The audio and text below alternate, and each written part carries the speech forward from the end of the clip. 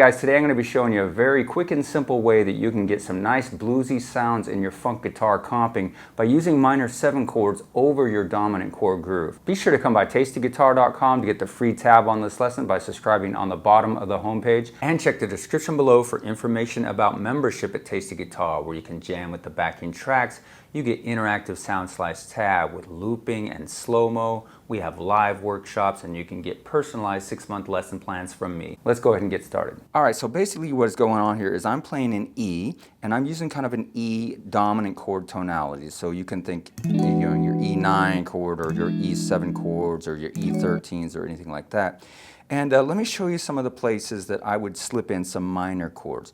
All right, so right at the top, say if you are playing an E9 chord right there, right at the top of that, you have an E minor 7. So really we're looking at this E minor 7 right here, and these kind of overlap a little bit, your E9 and your E minor 7. So all I'm doing is taking the top 3 strings there, the D, the G, and the B, the flat 7, the flat 3rd, and the 5th of E, and that is a great one to slip in there for a little bit of a fill or a nice little color. So anyways, you could be jamming in a E7 type of sound and throw that in there for a nice little stab.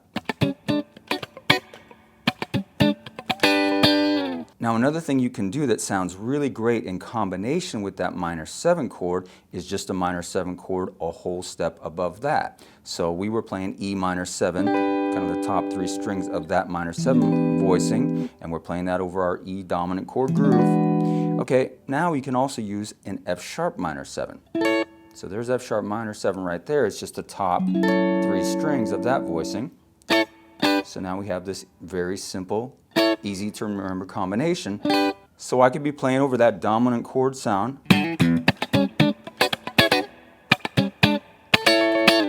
and there I stuck it in there at the end. Now if you can play those 2 minor 7 chords there, it makes sense that you can play them in other areas of the neck as well, or in a lower register. So what I can do here, instead of taking the top 3 strings, will be taking the middle 3. So like say the notes on the D, G, and B string.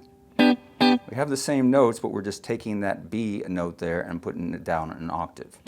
So here's my E minor 7 here, and the F sharp minor 7 there.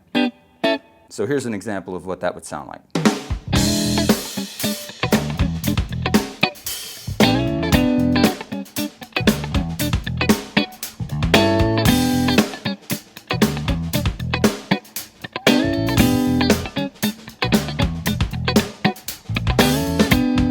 I could also use a voicing down here. Here's an E minor 7, and here's an F sharp minor 7. Let's see what that's going to sound like.